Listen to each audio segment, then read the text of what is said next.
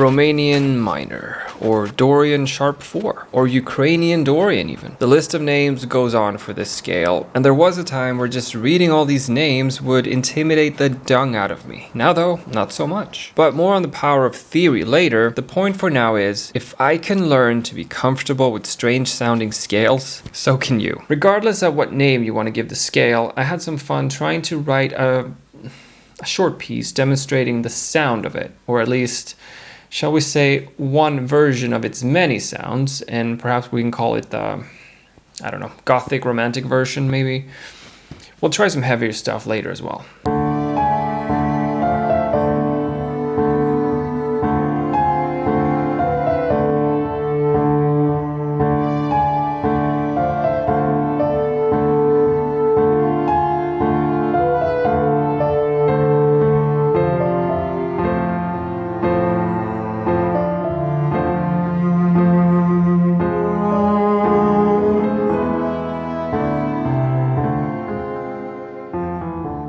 What I discovered is that it's an ambiguous and versatile scale, or mode, or however you want to think about it. The main thing is how you can use it to write better music, not what you call it. Because yes, I'm one of those people, one of the irreverent numbnuts on YouTube with absolutely no respect for the academic precision of contextually perfected definitions. But in my defense, Shakespeare. What's in a name? That which we call a rose by any other word would smell as sweet. So yes, what we care about today are sounds, not whether it's correct to call this the Dorian Sharp 4 scale or the fourth mode of harmonic minor even. The pitches are the same, regardless. Anyway, here's an image to help explain it. So if it wasn't already obvious by the name, the Dorian Sharp 4 scale is just like the regular Dorian scale, but with a sharp 4 instead.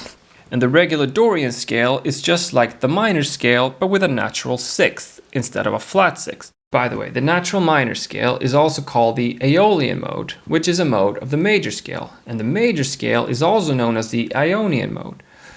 Again, terminology is becoming somewhat of a theme for this video, I feel like. Anyhow, don't make the mistake of treating Romanian Minor / Ukrainian Dorian / Dorian Sharp 4 / the fourth mode of harmonic minor like regular Dorian, because that is going to fail miserably. At least it did for me, because my favorite thing about Dorian is probably going from a minor 1 chord to a major 4 chord, as demonstrated in this old video.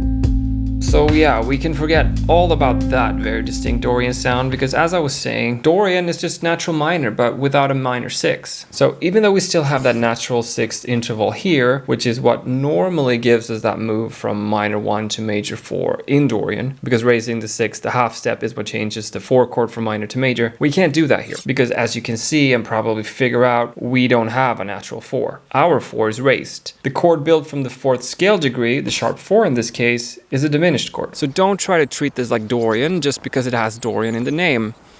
It's not going to work. For this scale, we need another plan. So what I like to do when I explore a completely new scale is to look for triads, especially simple ones like major and minor, because those are building blocks that I'm familiar with and I can easily build from there and then introduce some of the more colorful notes in my melody later, once I have a foundation I can navigate. So just by looking at this, it's obvious that we have a D minor triad. We also have an E major triad, and we have an F major triad. Actually, we also have an F minor triad because the scale contains both the minor and major third of the F chord. Actually, I don't even think we need to keep going. We can just play around with these 3 chords and see how it sounds. And if we really don't want to commit to the F chord being minor or major, we can just turn the whole progression into power chords and keep it super simple. Let's check it out.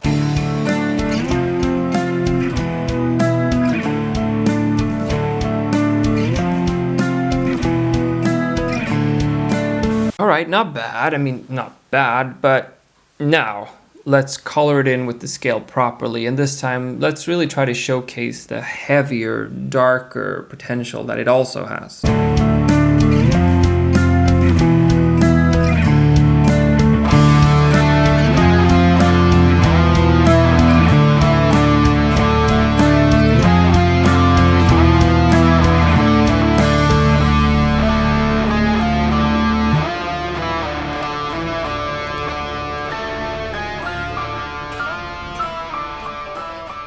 Hopefully we can at least agree that it has some personality. Now let's see what other triads we have available. I guess just A minor, unless we want to start looking for sus chords, which we don't. So why don't we try using that A minor this time? I was thinking something like D minor, A minor, and F major. But then I realized that there's nothing in there that makes that any different from a chord progression in regular minor. D minor, A minor, and F major is a 1-5-3 in D minor. I'm only using the notes D, E, F, A, and C. There's no B to make it Dorian, and there's no G sharp to make it Romanian minor, or Dorian sharp 4 if we'd rather. So I decided to keep the D minor, A minor, and F major progression, but switch out the F major for an F minor on the second repetition. That way I can include that G sharp by lowering the A, the major third of the F chord, a half step, and in doing so changing it from major to minor. It's what I mentioned earlier when talking about the power chords. Due to the tritone and the lack of a natural fourth, our third chord can be either minor or major, as we have both G sharp, the minor third of F, and A, the major third of F, available to us in the scale. Let's listen to what that sounds like.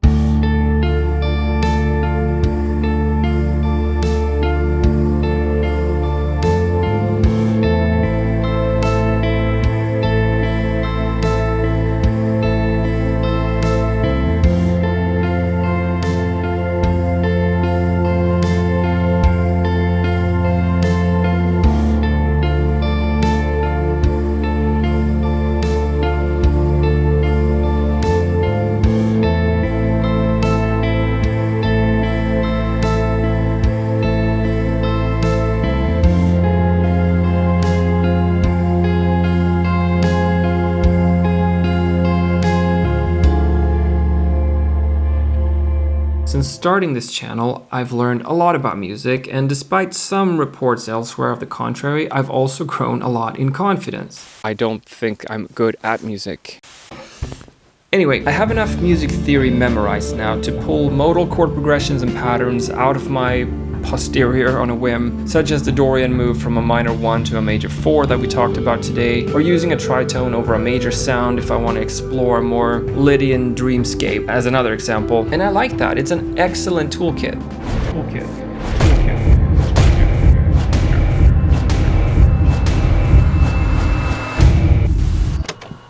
So dude, I've been kind of getting into theory lately. What do you think about the idea that theory ruins creativity? Ruins it how? I mean, some people like to say that theory makes your writing formulaic and dull. Like it takes away an edge or something. How can theory do that? I kind of get it though. Like I can see how I'm trying to write more according to the rules of theory. What does that even mean, according to the rules of theory? Like, you know, avoid the chords and notes that don't belong in the scale and stuff, and resolve according to the rules.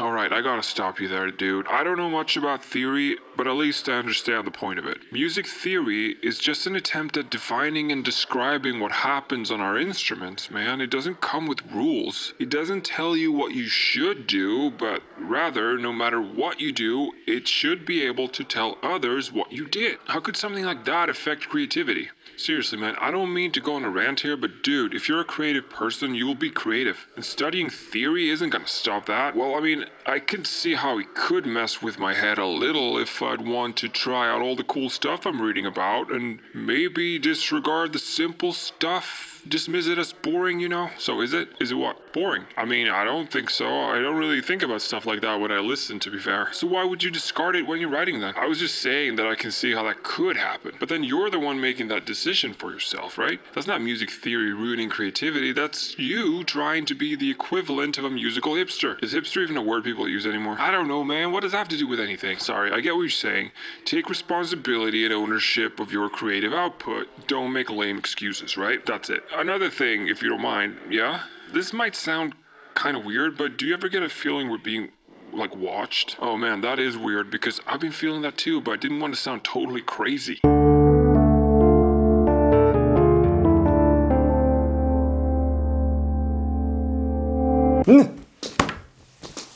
Sorry about that. I was going to transition into talking about a somewhat lighter, almost ethereal quality to the sound of Romanian Minor before that little hiccup, because as I mentioned in the beginning, it is surprisingly versatile. If we stick with the last progression, the D minor, A minor, F major with F minor on the second repetition, but add some classy, clean lead playing to it, you'll hopefully get an understanding for what I mean. The only problem with what I'm saying right now is that I'm quite unqualified to provide classy, clean lead playing. Therefore, I've decided to phone a friend.